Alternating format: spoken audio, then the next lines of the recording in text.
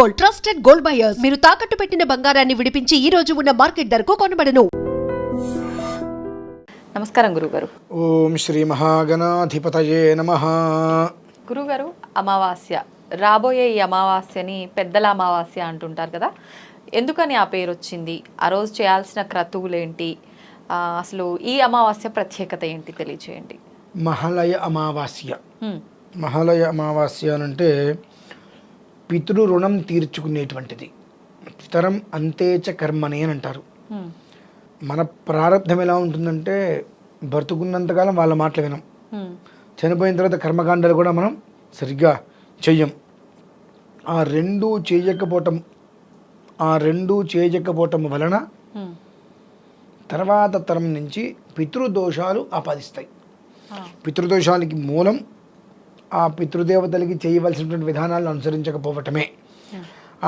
ఎప్పుడైతే పితృదోషాలు ఆపాదిస్తాయో, పితృదోషం ఆపాదించిన దగ్గర నుంచి వాళ్ళకి ఉద్యోగము రాదు, సరిగ్గా చదువు మీద ఇంట్రెస్ట్ ఉండదు. ఒకవేళ చదువు ఇట్లా పూర్తయితే ఉద్యోగం రాదు. ఒకవేళ ఏదైనా ఉద్యోగం వస్తే ఎదుగుదల ఉండదు. వివాహం విషయంలో ఇబ్బందులు, సంతానం విషయంలో ఇబ్బందులు. ఆ పిల్లవాడిని చూసి తల్లిదండ్రులకు దినదనకంటే 100 ఏళ్ళ ఆయుష్. ఇదే పరిస్థితి కొనసాగుతూ ఉంటుంది. ఈ కొనసాగేటువంటి పరిస్థితి ఏదైతే ఉంటుందో ఇందులోంచి బయటపడడానికే ఈ మహాలయ పక్షాలు 15 రోజుల పాటు నిత్యం నువ్వులు నీళ్ళు వదిలిపెట్టి కాకి ఇంత అన్నం ముద్ద పెట్టాలి ప్రతిరోజు. అంటే మామూలుగా 360 రోజులు పెట్టాల్సిందే. మనం ఎలా అయితే కనుక అన్నం తింటున్నామో కాకి పిండం, ఏ పిండంగా అయితే మనం కడుపులో పడ్డాం అది పిండత్రయం అంటారమ్మా. ప్రేతస్య పిండం, పితరస్య పిండం, గర్భస్థ పిండం అని. చనిపోయినప్పుడు ప్రేతపిండం అని పెడతారు. ఆబ్దీకాలు చేసినప్పుడు పితుహు శబ్దంతో పిండం పెడతారు. గర్భంలో పడేటువంటిది గర్భస్థ పిండం, దాని పేరే పిండం. అందుకనే కాకికి పెట్టేది వాయుసపిండం ఇంతే ఉంటుంది. అంత నలుసుగా లోపల పెడతారు. ఆ పడిన వ్యక్తి ఇంతగా బయటికి వస్తాడు. ఆ విధానాన్ని నుంచి వాడు ఇంట్లో ఆ తల్లిలో తండ్రి చనిపోయిన దగ్గర నుంచి వీడు బ్రతికినంతకాలం కూడా ప్రతిరోజు కాకి ముద్ద పెట్టాల్సింది. మనం పెట్టం. ఎందుకంటే దానికి ఆహారం, చనిపోయిన వ్యక్తికి కూడా ఆహారం పెట్టాలి. కాకి రూపంలో వచ్చి తీసుకువెళ్తారు పితృదేవతలు. మనకు ఇప్పుడంటే పెద్దగా పట్టించుకోం కానీ పూర్వంలో ఇంటి ముందు కాకి వస్తుంటే చుట్టాలు వచ్చారనో, ఒక లేదంటే ఏదో పోస్ట్ వస్తుంది, మనీ ఆర్డర్ వస్తుంది, ఏదో ఒక రకమైన మనకు ఇండికేషన్స్ లాగా ఉండేవి. అలాగే నార్మల్ రోజుల్లో ఎలా ఉన్న ఆబ్దేకం రోజు నాడు 2-3 కాకులు ఇంటి చుట్టూదా తిరుగుతుండేవి. పెద్దలకి ఏమన్నా శర్మని చేసినప్పుడు ఆ కాకి పిండం పెట్టగానే పట్టుకొని వెళ్ళిపోయేవి నమస్కారం పెట్టుకోగానే. అటువంటిది ఈ మామూలుగా సంవత్సరం ఎట్లాగో చెయ్యం. ఈ ఒక 15 రోజులైనా రోజు నువ్వులు నీళ్ళు వదిలిపెట్టి అన్నం ముద్ద పెట్టి మీరు భోజనం చేయాలి. ఇవన్నీ చేయలేదు. ఆ పెద్దల అమావాస్య ఏదైతే ఉంటుందో ఆ రోజైనా సరే కనీసం ఈ పెద్దల్ని తలుచుకొని వాళ్ళకి చేయాల్సిన శర్మని పిండ ప్రదానాలు అవన్నీ ఖచ్చితంగా చేసి వాళ్ళని తృప్తిపరచాలి, పితృదేవతల్ని. ఎందువల్లనంటే పితృశాపం అనేటువంటిది ఈశ్వరుడు వచ్చినా దాన్ని తొలగించలేడు. పితృశాపం ఈశ్వరుడు వచ్చినా తొలగించలేడు. ఎందువల్లనంటే నువ్వు ఎక్కడి నుంచి వచ్చావు? అసలు వాళ్ళ నుంచి నువ్వు వచ్చావు. వాళ్ళు లేకపోతే నువ్వు ఉన్నావా? లేవు. అటువంటి వాళ్ళకి నువ్వేం చేస్తున్నావు? నువ్వు పిండంగా కడుపులో పడితే ఆ పిండ రూపంలో కడుపులో పడ్డ దగ్గర నుంచి శిశువు రూపంలో బయటకు వచ్చేంత వరకు నేను జాగ్రత్త కాపాడుకున్నారు. 6వ నెలలో కూడా పిండం ఎలా ఉంది చూస్తూ ఉంటారు. ఇట్లా 7వ నెల వచ్చినప్పటికీ ఏంటంటే ఆ పిండ రూపంలో కడుపులో పడితే 10వ నెల నువ్వు బయటకు వచ్చేంత వరకు కూడా నేను జాగ్రత్తగా కాపాడుకుంటూ వచ్చారు. అటువంటిది మనిషి చనిపోయిన తర్వాత నువ్వు పెట్టలేకపోతున్నావు.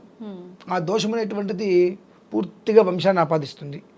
అంటే ఎవరైతే పెట్టలేదో వాళ్ళ సంతానం ఆపాదిస్తూ ఉంటుంది. అటువంటివన్నీ వెళ్ళిపోయి ప్రశాంతంగా ఉండాలంటే కనీసం ఈ 15 రోజులైనా నువ్వు చేయలేకపోయావు. అమావాస్య రోజైనప్పటికీ కూడా ప్రత్యేకంగా నువ్వు కనుక ఇటువంటి విధానాన్ని కనుక ఆచరించినట్లయితే ఈశ్వరుడు యొక్క అనుగ్రహం వల్ల పితృశాపం, పితృదోషాలు తొలగిపోతాయి.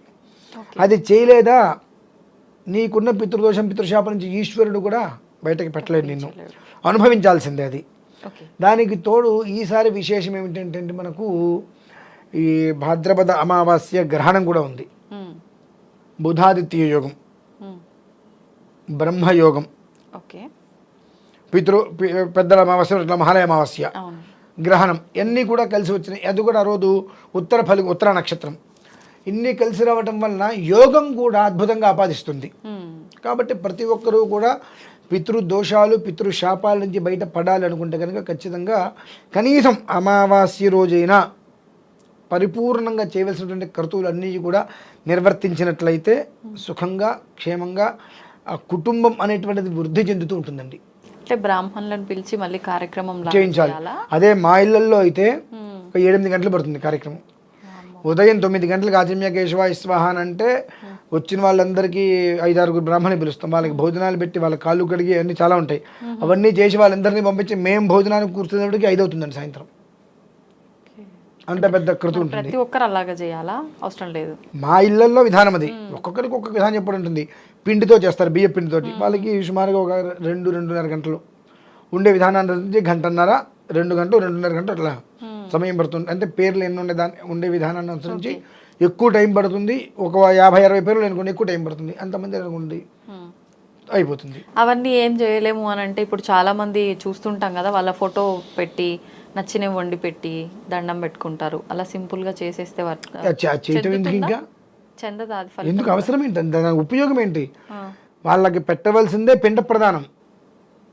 వాళ్ళకి పెద్దలు చనిపోతే వాళ్ళకి పెట్టేదే పిండం. అది పెట్టడానికి నేను వండి పెట్టేస్తాను ఉపయోగం ఏంటమ్మా? ఆ ఫోటో ఉండాలి. కానీ అక్కడ ఆ వైదిక కృతం ఈ 15 రోజులలో ఏదో ఒక రోజు కుదిరిన వచ్చేయండి. కుదిరిన రోజు ఏదో కుదరలా కనీసం అమావాస్యని మిస్ చేయకుండా ఆ పెద్దలకి చక్కగా వాళ్ళ దర్భంతో ముడివేసి పెడతారు. నువ్వులు వస్తాయి, మళ్ళీ దర్భపులు వస్తాయి, బియ్యం వస్తాయి, ఎవలు వస్తాయి. అవన్నీ అక్కడ పెట్టుకొని గంధం తీసుకొని ఒక్కొక్క దానికి ఒక్కొక్క రకంగా అర్చన మొత్తం చేసుకుంటూ వచ్చి వాటికి కాళ్ళు కడిగినట్టుగా. అయితే మీ మామూలుగా బయట పొత్తర్లు పెడుతూ ఉంటారు. అంటే విస్తరాకులు పెట్టేసేసి బియ్యము ఉప్పు పప్పు అన్నీ స్వయంపాకంలాగా అన్నీ వరుసగా పెట్టి దానికి విధానాలు మొత్తం పూర్తి చేసి ఇస్తూ ఉంటారు. ఇది చేయకుండా నేనేదో ఫోటో పెట్టేస్తాను, వంట చేస్తాను, ఉరికే పెట్టేస్తాను ఉపయోగం ఏంటమ్మా?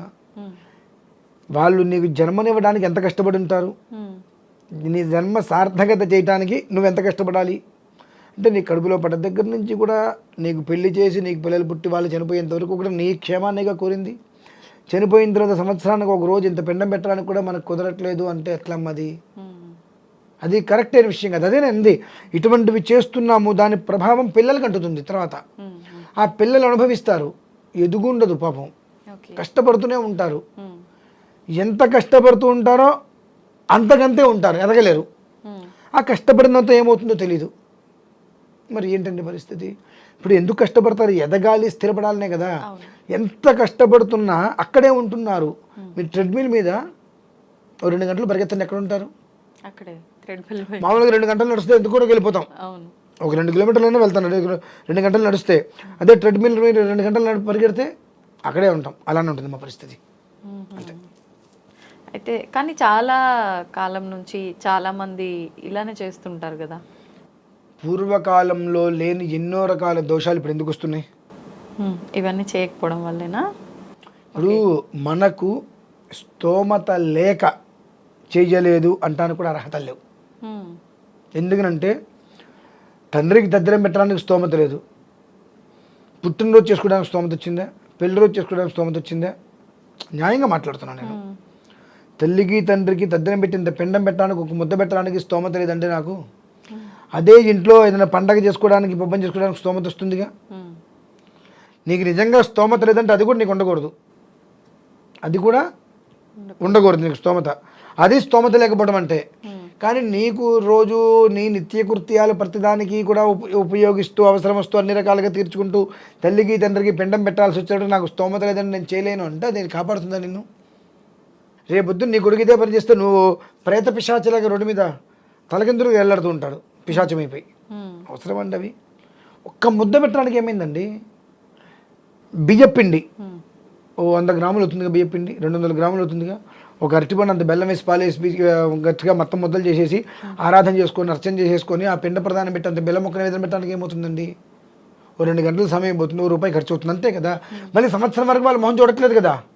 అంటే ఇంక ఇప్పుడు ఈ అమావాస్యకు చేస్తే మధ్యలో వాళ్ళ తిథి ప్రకారం చేయొద్దా? తిథి ఎట్లాగో మనం చేయాలి, అది చెయ్యం కదండి. అంటే అది చేసే వాళ్ళు ఇప్పుడు చేయకపోయినా పర్లేదా?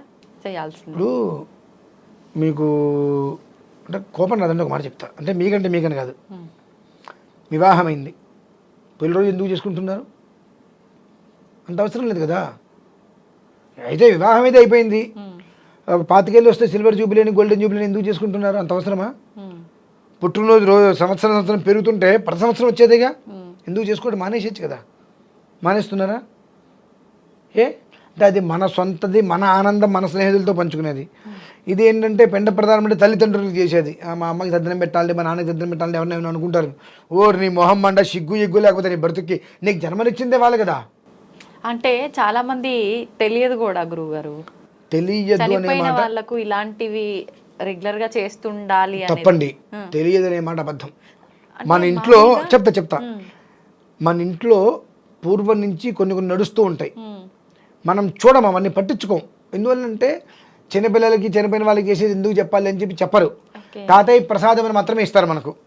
ఏ బెల్లం మొక్కలు ఇంకోటనో అరే వాళ్ళ తాతయ్య ప్రసాదం పరమానం తినరా అంటారు. అలాగే చిన్నప్పటి మన కాకి ముద్ద పెట్టడం కూడా చూస్తూ ఉంటాం. సంవత్సరానికి ఒకరోజు అయినా సరే అన్నం పెట్టి అది ఎందుకు పెడుతున్నామని మనం అడగలేం. అడిగినప్పుడు వాళ్ళు చెప్పలేరు. వాళ్ళు చెప్పే స్థితి వస్తే మనం వినే స్టేజ్ దాటిపోతాం.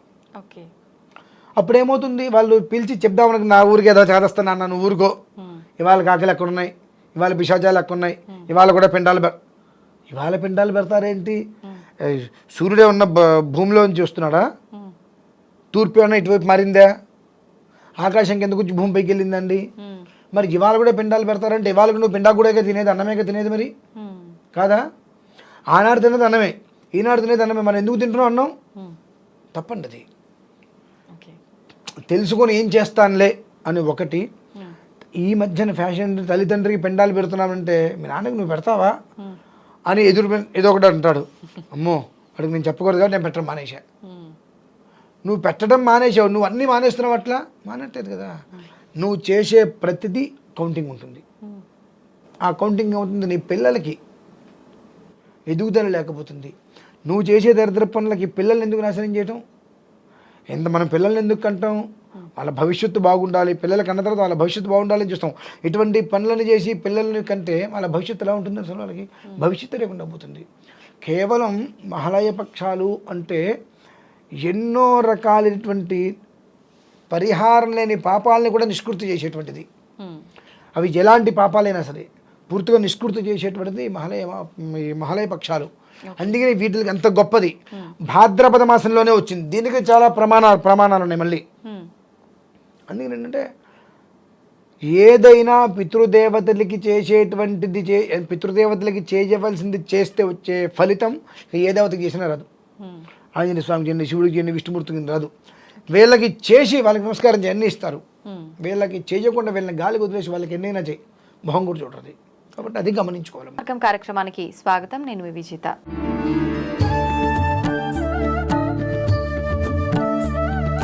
ప్రస్తుతం మనతో పాటు ఉన్నారు ప్రముఖ జ్యోతిష్యులు బ్రహ్మశ్రీ నందిబట్ల శ్రీహరి శర్మ గురువు గారు. ఇప్పుడు వారితో మాట్లాడి అసలు మహాలయ పక్షాలు ఎందుకు చేసుకుంటారు, ఈ మహాలయ పక్షాల్లో చేసుకుని వాళ్ళు మహాలయ అమావాస్య రోజు ఒక్కరోజు చేసుకున్న అదే ఫలితం పొందవచ్చు అని అంటుంటారు. ఎందుకు ఈ అమావాస్య రోజు ప్రత్యేకించి మహాలయ అమావాస్య రోజే చేయాలి ఇటువంటి కార్యక్రమాలు? దీనికి సంబంధించి మరిన్ని విషయాలు ఇప్పుడు గురుగారితో మాట్లాడి తెలుసుకునే ప్రయత్నం చేద్దాం. నమస్కారం గురుగారు. వాగర్థవివ సంపృక్తౌ వాగర్థ ప్రతిపత్తయే జగతః పితరౌ వందే పార్వతీ పరమేశ్వరౌ. సదాశివ సమారంభాం శంకరాచార్య మధ్యమాం అస్మదాచార్య పర్యంతం వందే గురు పరంపరాం. ఆదిత్యాయ చ సోమాయ మంగళాయ బుధాయ చ గురుశుక్ర శనిభ్యశ్చ రాహవే కేతవే నమః. శృంగేరి జగద్గురు పీఠాధిపతులకి, కంచి పీఠాధిపతులకి నమస్కారములు తెలియజేసుకుంటూ కార్యక్రమాన్ని ప్రారంభిద్దాం. గురుగారు, మహాలయ పక్షాలు అని, మహాలయ పక్షాల్లో చేయలేకపోయినా ఈ 15 రోజుల్లో ఆఖరణ మహాలయ అమావాస్య రోజు కనుక చేస్తే అంతే ఫలితం పొందుతాము అని చెప్పి అంటుంటారు. అసలు ఎందుకని ఈ పిండ ప్రదానాలు ఇలాంటివన్నీ మహాలయ అమావాస్య రోజే చెయ్యాలి? ఏంటి అసలు విశిష్టత ఆ రోజుకి?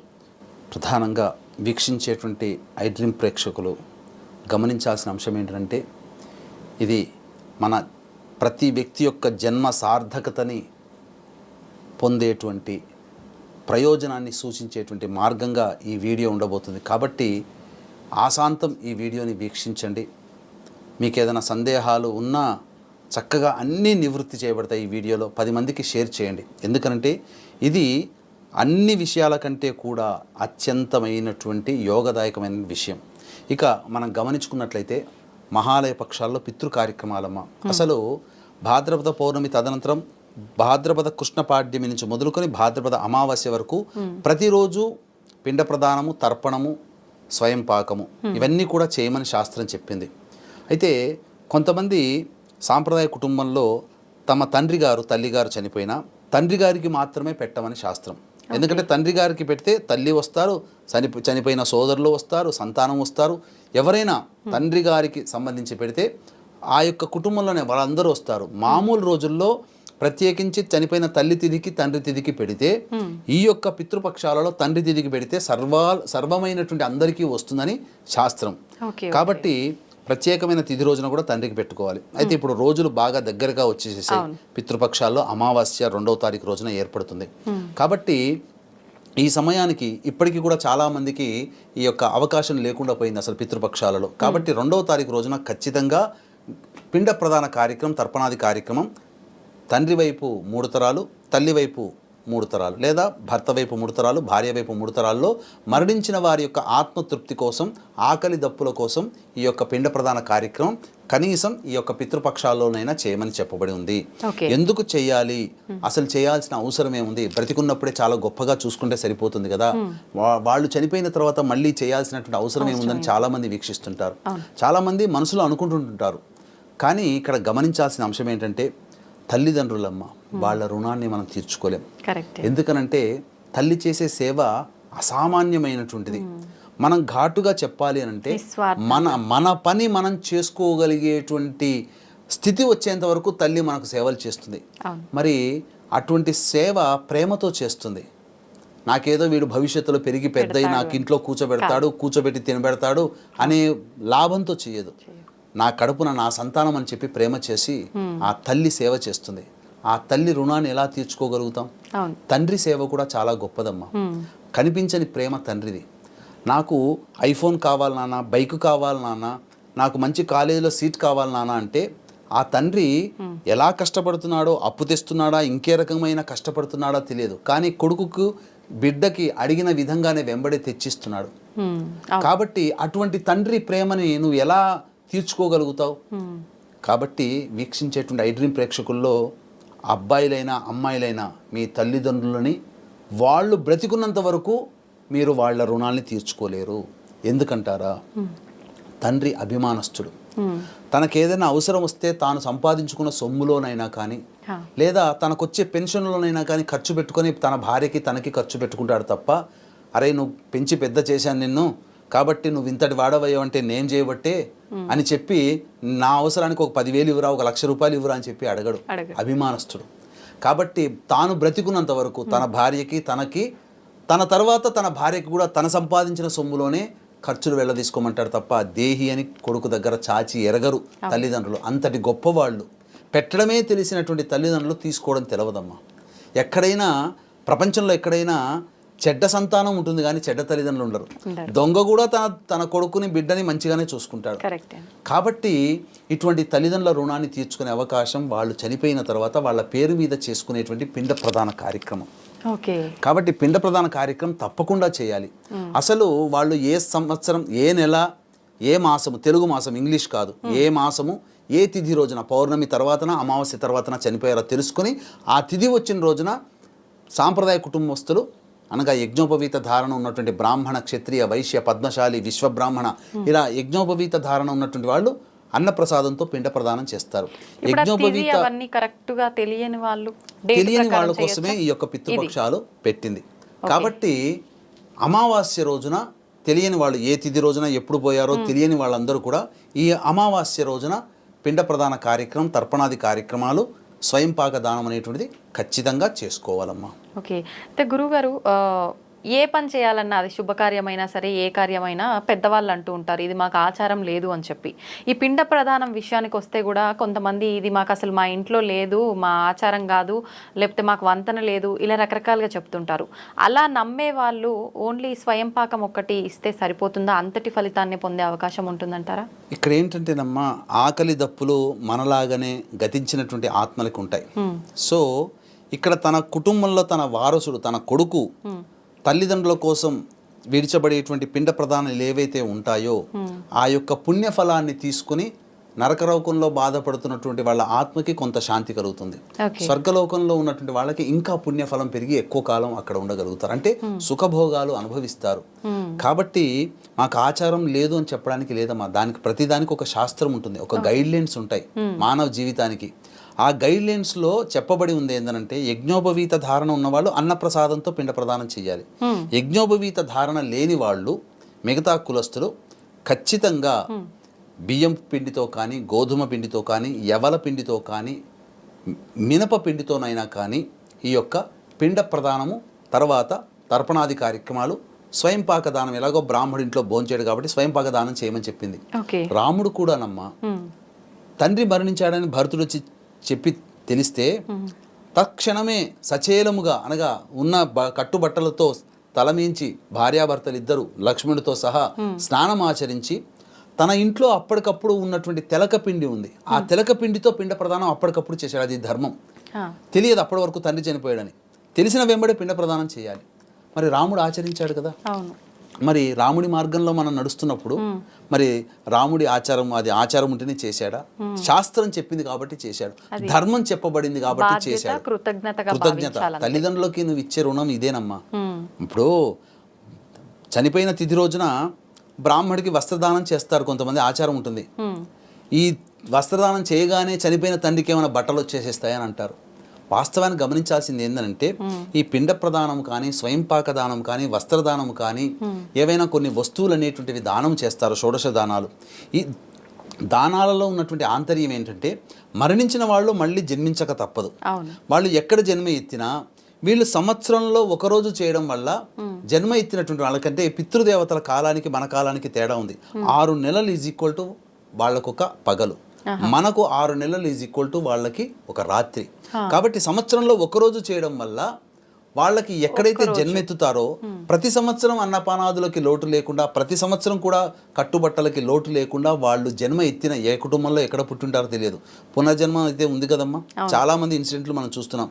కాబట్టి ఆ జన్మ ఎక్కడెత్తుతారో అక్కడ వాళ్ళకి అన్నపానాదులకి కట్టుబట్టలకి లోటు లేకుండా జీవితం గడిచిపోతుంది. ఇది సూత్రం. కాబట్టి ఇది చేయవలసినటువంటి ధర్మం అమ్మ. అయితే ఇప్పుడు స్వయంపాకం అని మాట్లాడుకున్నాం కదా గురుగారు, ఏమి ఇవ్వాలి అసలు స్వయంపాకంగా? స్వయంపాక దానములో ప్రధానముగా మనకు తోటకూర. ఎందుకని ప్రత్యేకంగా తోటకూర? తోటకూర అని ఎందుకని అన్నారంటే ఆకుకూరలో చాలా మంది అనేకం ఇస్తారు, కానీ శాస్త్రం ప్రకారం చెప్పబడినటువంటి తోటకూర, కాయగూరల్లో బెండకాయ, దొండకాయ, అరటికాయ, ఇవి గడ్డల్లో కందగడ్డ ఇవ్వవచ్చు, ఆలుగడ్డలు ఇస్తుంటారు, టమాటాలు ఇస్తుంటారు, ఇవి ఇవ్వకూడదు శాస్త్రం ప్రకారం. అలాగే ఆవాలు, జీలకర్ర, గళ్ళ ఉప్పు, బెల్లము, పాలు, పెరుగు, నెయ్యి, ఎండు మిరపకాయలు, పచ్చి మిరపకాయలు ఇవ్వకూడదు, ఎండు మిరపకాయలు ఇవన్నీ ఇవ్వచ్చు, ఖర్జూరము, తమలపాకులు, వక్కలు, అలాగే ఈ సంబంధించినటువంటి వస్తువులు కొన్ని ఇంట్లో ఉపయోగపడేటువంటి వస్తువులు, ఆవు నెయ్యి, నూనె, ఇట్లాంటి పదార్థాలు బ్రాహ్మడి ఇంటి యొక్క దాంట్లో వస్తువుకి ఉపయోగించుకునేటువంటి వస్తువుల్ని ఇవ్వవచ్చమ్మా. ఇంకా చెప్పబడి ఉంది ఏంటంటే ఒక 3 వస్తువులు కనుక ఖచ్చితంగా పెడితే 1000 రకాలైనటువంటి కూర, ఆకుకూరలు, కాయగూరలు పెట్టిన ఫలితం వస్తుంది. ఏమా అవనంటే నల్లేరు, పనసకాయ, తర్వాత కాకరకాయ. నల్లేరు అంటే నల్లేరు మీద నడక అని అంటుంటారు కదా. ఎందుకంటే నల్లేరు అనేది వృక్షము. అవి మనకు దేంట్లో వాడతారనంటే ఈ నరాలు గట్టిపడడానికి, ఎముకలు గట్టిపడడానికి వాడతారు. అవి తింటే గనక నర వ్యవస్థ చాలా మంచిగా అవుతుంది, ఎముకలు కూడా తొందరగా అతుక్కుంటాయి. కాబట్టి నల్లేరు అని చెప్పబడి ఉంది. కాడల్లాగా ఉంటుంది ఆ నల్లేరు కాయకూర. తర్వాత కాకరకాయ, పనసకాయ, ఈ 3 వస్తువులు కనుక ఇచ్చినట్లయితే, మళ్ళీ గుమ్మడికాయ కూడా ఇవ్వవచ్చు, 1000 రకాల కూరగాయలు ఇచ్చినటువంటి ఫలితం మనకు కలుగుతుంది. ఓకే. అయితే గురుగారు, ఇందాక మీరు రాముడు, సీత ఇద్దరు తన తండ్రి మరణ వార్త తెలియగానే పిండ ప్రదానం చేశారు అని చెప్పన్నారు. అంటే అక్కడ సీతాదేవి కూడా పిండ ప్రదానం కార్యక్రమంలో పాల్గొన్నారా? కార్యక్రమంలో పాల్గొనడం అంటేనమ్మా ఇక్కడ చాలా మందికి వచ్చేటువంటి సందేహం ఏంటంటే ఆడవాళ్ళు చేయొచ్చా అంటుంటారు.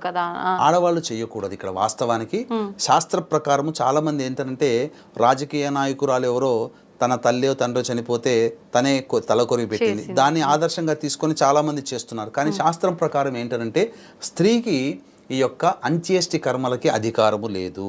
ఓకే. అంత్యేష్టి కర్మలు అంటే చనిపోయిన తర్వాత చేసేటువంటి కర్మలకి పిండ ప్రదానానికి అర్హత లేదు. కాకపోతే స్త్రీ ప్రాముఖ్యత ప్రతి దాంట్లో మన ఆచారంలో ఉందమ్మా. ఇక్కడ మగవాడు తన తల్లికి కానీ తండ్రికి కానీ పిండ ప్రదానం చెయ్యాలి లేదా పితృ కార్యక్రమాలు చెయ్యాలి అని అనుకున్నప్పుడు భార్య చక్కగా స్నానం ఆచరించి మడిబట్ట కట్టుకొని ఆ చనిపోయినటువంటి వ్యక్తి యొక్క ఫోటో దగ్గర దీపారాధన చేసిన తర్వాత మాత్రమే భర్తకి పిండ ప్రదానం చేసే అర్హత లభిస్తుంది. చాలామంది ఏం చేస్తారంటే మగవాళ్ళు కూర్చొని పిండ ప్రదానాలు ఇవన్నీ చేస్తుంటారు, కానీ తప్పది. భార్య కోడలు ప్రధాన పాత్రధారి కాబట్టి కోడలు దీపారాధన చేసిన తర్వాతనే పిండ ప్రదానం చేసే అర్హత కొడుక్కొస్తుంది. అంత పర్యంతం రాదు. అది చేసినా పితృదేవతలు స్వీకరించరు. అందుకనే స్త్రీకి ప్రముఖ ప్రాధాన్యత ఇచ్చారు. పిండ ప్రదానం చేయకూడదని చెప్పినా ఆమె మొదలు పెడితేనే ఈయనకు అధికారం వస్తుంది. ఇక్కడ స్త్రీకి కూడా సమాన అర్హత ఇచ్చినట్టే కదా. అవును అవును. అది ఓకే. అయితే గురుగారు, ఇప్పుడు ఇలాంటి కార్యక్రమాలు చేసేటప్పుడు ప్రత్యేకించి ఆడవాళ్ళకి వీలు పడని ఆ 4 రోజులు ఏదైతే ఉందో అటువంటి సిచ్యువేషన్లో కనుక ఉంటే ఇంట్లో ఇలాంటి కార్యక్రమాలు చేయొచ్చు అంటారా? చేయకూడదమ్మా. ఎందుకంటే ఇక్కడ స్త్రీ అంటే భార్య చేసేటువంటి పిండ ప్రదానం చేసేటువంటి కర్త ఎవరైతే ఉంటారో, యజమాని ఎవరైతే ఉంటారో అతని భార్య గనక బహిష్ఠురాలు అయితే అప్పుడు ఈ రజస్వల నియమం ఉంటుంది కాబట్టి, ఋతుక్రమం ఉంటుంది కాబట్టి పనికిరాదు. మరి ఒకవేళ ఆ రోజు పనికిరాని పక్షంలో కుదరలేదు, ఆ రోజు చేయడానికి పనికిరాదన్నారు, అలా ఉంటే మరి మళ్ళీ ఏ రోజున చేస్తే ఇంతటి పుణ్యం పొందే అవకాశం ఉంటుంది? వాస్తవమేనా? ఇప్పుడు ఎందుకంటే చాలామందికి ఆ యొక్క అక్టోబర్ 2వ తారీఖు రోజున ఈ యొక్క అమావాస్య, భాద్రపద అమావాస్య వస్తుంది. ఆ రోజున చేసుకోలేరు, కొన్ని కారణాల వల్ల చేయలేరు. మరి అటువంటప్పుడు ఎలా? ఇప్పుడు రజస్వల అయినటువంటి ఋతుమతి అయినటువంటి ఆడవాళ్ళు ఉండడం వల్ల చేసుకోలేరు, బిజీ స్కెడ్యూల్లో ఉండడం చేసుకోలేరు, అనారోగ్యం వచ్చి చేసుకోలేరు, అయ్యో మా నాన్నకు చేసుకోలేకపోతేనే మా అమ్మకి చేసుకోలేకపోతేనే బాధపడే వాళ్ళు కూడా ఉంటారు. అటువంటి వాళ్ళకి ఏంటంటే పితృదేవతలు ఈ భాద్రపద మాసం పాడ్యం నుంచి మొదలుకొని ఆ వారసుడి ఇంటి ముందర గుమ్మం దగ్గర ఎప్పుడు పిండ ప్రదానం చేస్తాడా, ఎప్పుడు తర్పణాలు వదులుతాడా, ఆ పుణ్యఫలాన్ని ఎప్పుడు తీసుకొని పోయి ప్రశాంతంగా ఉందామా అని చెప్పి ఎదురు చూస్తుంటారు. ఎప్పటి వరకు ఎదురు చూస్తుంటారట? ఆశ్వీజ మాసం అమావాస్య వరకు ఎదురు చూస్తుంటారట. కాబట్టి ఆశ్వీజ అమావాస్య రోజునైనా కానీ ఈ యొక్క పిండ ప్రదాన కార్యక్రమం చేసినా వాళ్ళకి ఈ పితృపక్షాల్లో చేసినటువంటి పుణ్యఫలం దక్కుతుంది. కాబట్టి దీన్ని దృష్టిలో పెట్టుకుని ఈ అక్టోబర్ 2వ తారీఖు రోజున చాలామంది చేసుకోలేరు కాబట్టి మన పీఠం ఆధ్వర్యంలో ఈ యొక్క పిండ ప్రదాన కార్యక్రమం, తర్పణాది కార్యక్రమాలు అనేటువంటివి తండ్రి వైపు 3 తరాలు, తల్లి వైపు 3 తరాల్లో మరణించిన వారి ఆత్మతృప్తి కోసం ఈ అక్టోబర్ 2వ తారీఖు రోజున మన పీఠం ఆధ్వర్యంలో జరపబడుతుంది. అవకాశం ఉన్న వాళ్ళు కార్యక్రమం తదనంతరం కాంటాక్ట్ చేసి గోత్రనామాలు నమోదు చేసుకోవచ్చు. ఓకే గురుగారు, ముఖ్యంగా ఈసారి మనకు ఆ రోజున గ్రహణం కూడా ఉంది, సూర్యగ్రహణం. అంటే మన దగ్గర లేకపోయినా ఆ ప్రభావం అయితే కొన్ని రాసుల వారికి ప్రత్యేకంగా ఉంటుంది అని చెప్పి మాట్లాడుకున్నాం. మరి ఆ గ్రహణం రోజున ఈ మహాలయ అమావాస్యకు సంబంధించిన పితృ కార్యక్రమాలు చేయొచ్చు అంటారా?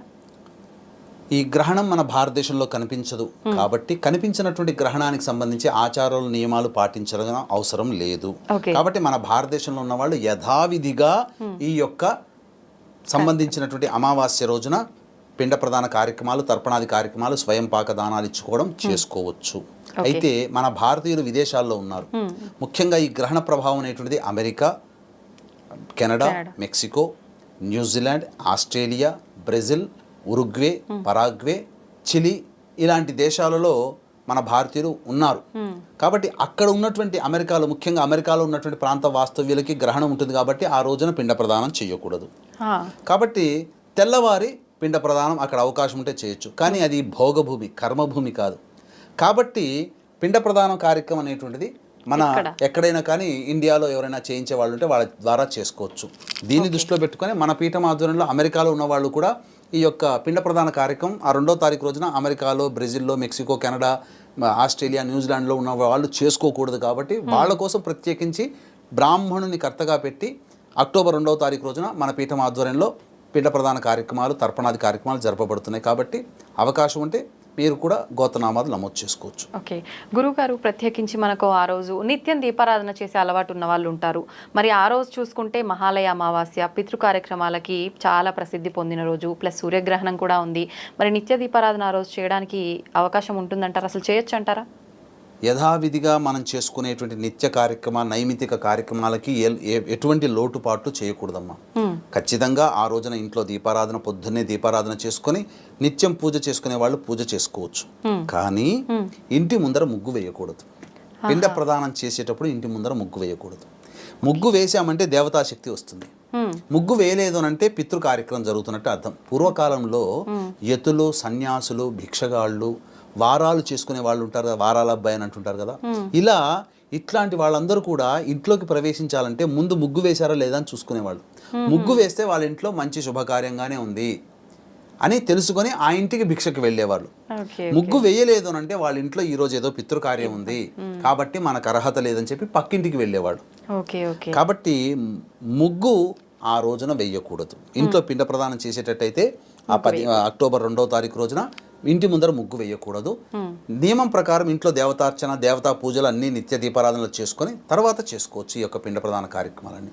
ఓకే గురుగారు, ముఖ్యంగా పితృదేవతలకు సంబంధించిన మనం ఏమి ఇవ్వాలనుకున్నా కూడా కృతజ్ఞత రూపంలో తర్పణాలు, పిండ ప్రదానం. అయితే చాలామంది కొన్ని ప్రాంతాల్లో ముఖ్యంగా వారి ఫోటోలు పెట్టుకొని వాళ్ళ ఫోటోల ముందర వారికి నచ్చిన పదార్థాలు వండి పెట్టుకొని అలా చేస్తూ ఉంటారు. నిజంగా చనిపోయిన వాళ్ళకు మనం భోజనం రూపంలో పెట్టింది వాళ్ళకు అందుతుందంటారా? ఫలితం ఉంటుందంటారా దానివల్ల? ఇక్కడ వాస్తవానికి వీక్షించేటువంటి ప్రేక్షకులు గమనించాల్సింది ఏంటంటే చాలామందికి విధి విధానాలు ఎలా చేసుకోవాలి పిండ ప్రదాన కార్యక్రమం అనేది తెలియకపోవడం వల్లనే. అంటే ఇది ఎలా ఉంటుందనంటే మన ఇంట్లో గులాబ్ జాములు, జిలేబీలు చేసుకొని ఫోటో తీసి ఫేస్బుక్లో పెట్టి బాగున్నాయా చూడండి, రుచి చూడండి, వాసన ఎలా ఉందనంటే ఫ్రాగ్రెన్స్ వస్తుందా? అలాగే చనిపోయిన వాళ్ళ ఫోటో ముందర వాళ్ళకి ఇష్టమైన పదార్థాలు పెట్టి ఇలా చూపించేసేసుకొని మనం తింటే మనం ఎంజాయ్ చేయడం కోసం తిన్నట్టుగానే ఉంటుంది తప్ప ఆయనకు చెందదు, తల్లిదండ్రులకు చెందవు అవి. మరి ఏం చేయాలి? ఎలా చేయాలి నియమం అని అంటే ఇంతకుముందు చెప్పుకున్నట్టుగా యజ్ఞోపవీత ధారణ ఉన్నటువంటి కుటుంబాలు ఆమశ్రాద్ధం అని ఉంటుంది, ఇలా చేసుకోవచ్చు. మిగతా వాళ్ళు ఏం చేయాలనంటే ముందుగానే బ్రాహ్మణుని మాట్లాడుకోవాలి. మాట్లాడుకుని మా ఇంట్లో ఈ అమావాస్య రోజున కార్యక్రమం చేస్తున్నాం, పిండ ప్రదానం, తర్పణాది కార్యక్రమాలు చేయించడానికి రండి అని చెప్పి మాట్లాడుకుంటే బ్రాహ్మణులు వస్తారు. ఖచ్చితంగా పిండ ప్రదానాలు, తర్పణాలు చేయాలి. పిండ ప్రదానంలో భాగంగా ముందుగా గణపతి పూజ చేస్తారు. గణపతి పూజలో శుభ సంకల్పం, పితృదేవతలకు సంబంధించిన సంకల్పం జరిగిన తర్వాత ఇవన్నీ కూడా దక్షిణ దిక్కుగా ఫేస్ పెట్టాలి. ఫేస్ పెట్టి ఈ యొక్క దర్భలలో పిండ ప్రదాన కార్యక్రమం, తండ్రి వైపు 3 తరాలు, తల్లి వైపు 3 తరాలు మరణించినటువంటి వాళ్ళ పేరున పిండ ప్రదాన కార్యక్రమం మొదలు. ఆ యొక్క కార్యక్రమం పెట్టడానికి బ్రహ్మదండం అధికార యోగ్యత అనేటువంటిది బ్రాహ్మణుడు మంత్రం ద్వారా ఇప్పిస్తాడు.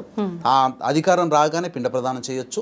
తర్పణాది కార్యక్రమాలు నల్ల నువ్వులు నీళ్ళలో వదిలిపెట్టి తర్పణాది కార్యక్రమాలు ఇలా చేతిలో వేసుకొని ఈ బొటన వేలు ద్వారా తర్పణాలు వదలాలమ్మా. ఇది విధానం అసలు యాక్చువల్గా. కాబట్టి ఈ విధానం అనేటువంటిది పాటించాలి.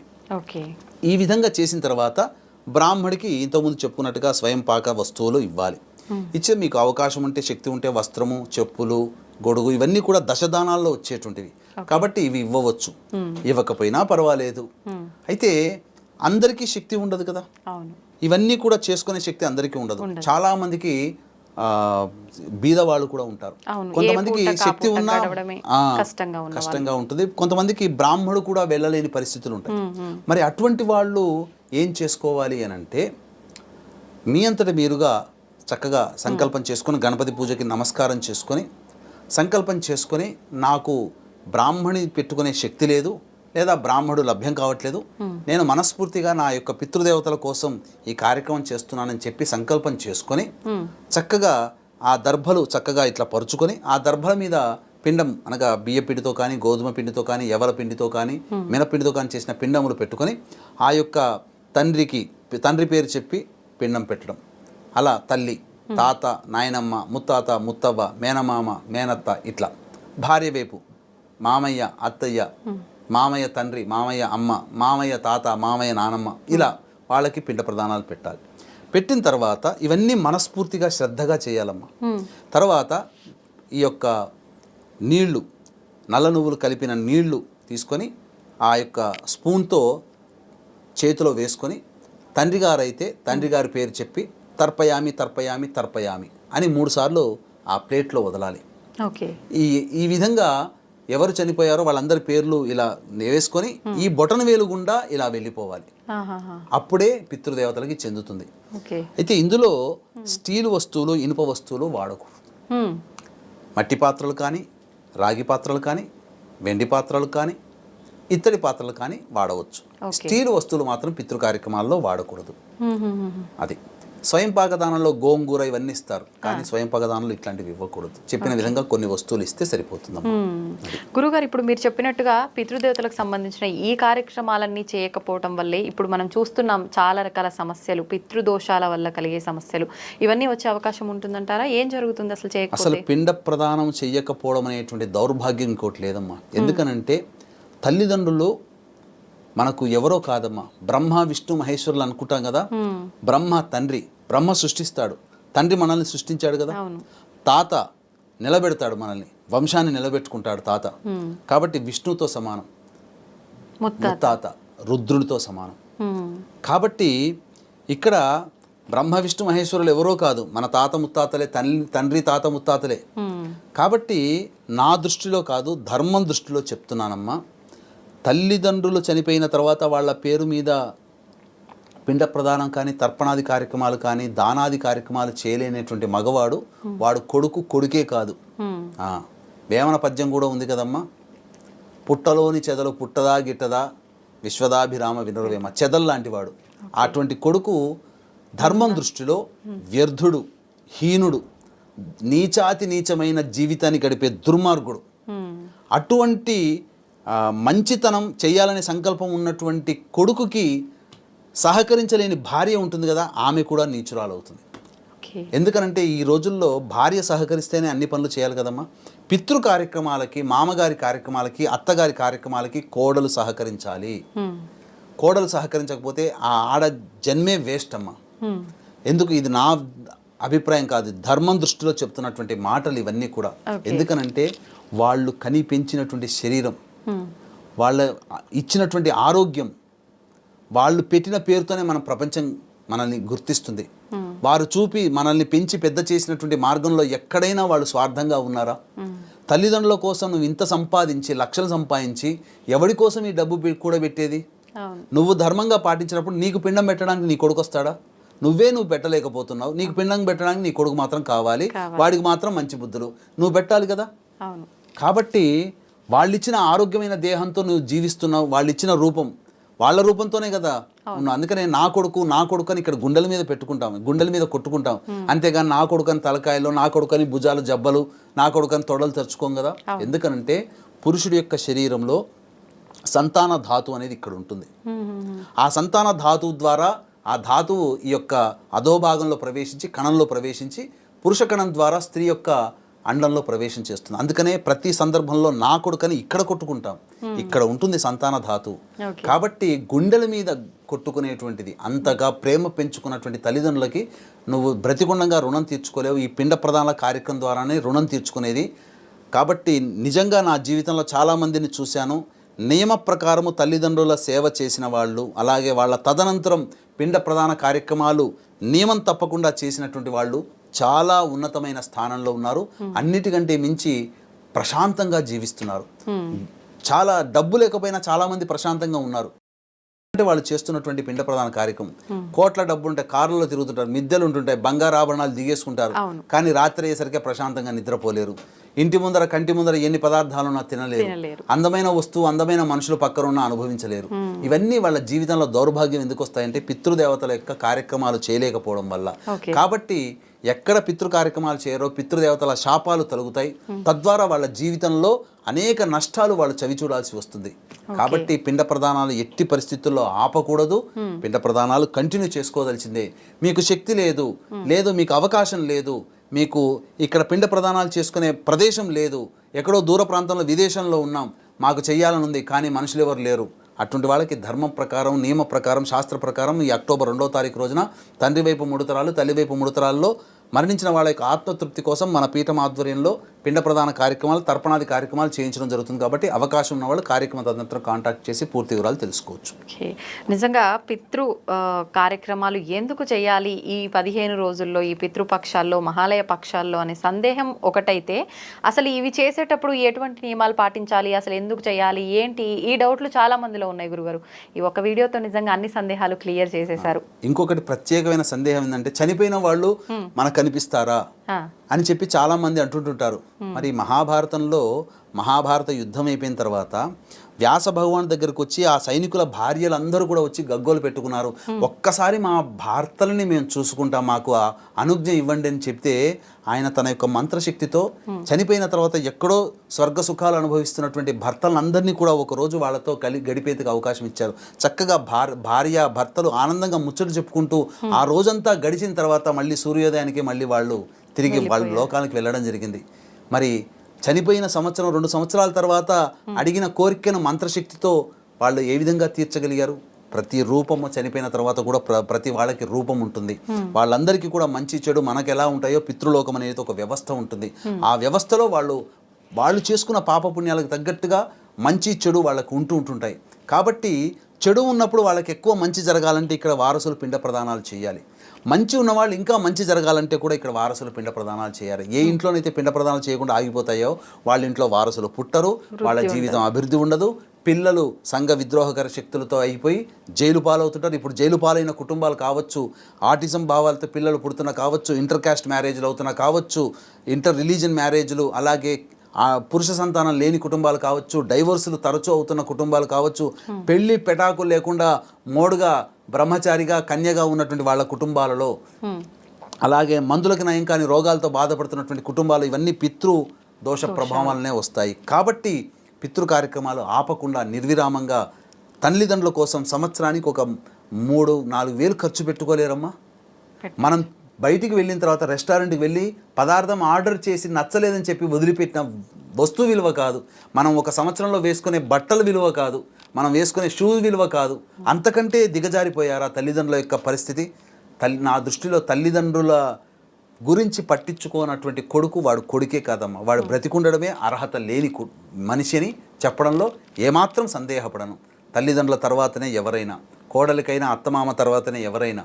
ఇదన్నీ కూడా మనకు ధర్మం చెప్పబడింది, ధర్మాన్ని పాటించడం అంతే తప్ప దీన్ని క్వశ్చన్ చేసే అధికారం కానీ ధైర్యం కానీ మనలాంటి మానవులకి లేదు. నిజంగా మీరు చెప్పిన మాట మాత్రం వాస్తవం గురుగారు. తల్లిదండ్రులకు సంబంధించి ప్రతి ఒక్కరు కూడా అదే భావనతో ఉంటే నిజంగా రకరకాల ఇబ్బందులు తల్లిదండ్రులను పెట్టే వాళ్ళు చూస్తున్నాం. అలాంటి ఇబ్బందులు అసలు జరిగేవే కాదు. చనిపోయిన తర్వాత సంగతి ఏమో కానీ బ్రతికుండగానే రకరకాల ఇబ్బందులు పెట్టి హింసించి ఎన్ని చూస్తున్నాం. నిజంగా అటువంటి వాళ్ళకు ఏదో ఒక శిక్ష అయితే ఖచ్చితంగా పడుతుందమ్మా, అందులో ఏమాత్రం సందేహం లేదు. ధన్యవాదాలు గురుగారు, చాలా మంచి విషయాలు తెలిపారు. And for more videos, Please subscribe to iDream. Please subscribe to iDream. Please subscribe iDream. And please subscribe to iDream. For more videos, subscribe to iDream. please like, share and subscribe to the channel. Congratulations, iDream. Subscribe to iDream. Subscribe to iDream. So subscribe to iDream Media. iDream की iDream team अंदर की huge congratulations. Please subscribe iDream Media. Please subscribe to iDream. Subscribe iDream. Please subscribe to iDream. iDream అంటే నా కళల ఛానల్ను subscribe చేసుకున్న నోరు తిరుగుతలేదు, మీరైతే గంట గుర్తు కొట్టండి. For more such videos, please subscribe to iDream. Subscribe to iDream. Please subscribe to iDream. Please subscribe iDream Media. Please do subscribe to iDream. Please subscribe to iDream Media. For best entertainment and information, please subscribe iDream. And don't forget to subscribe to iDream.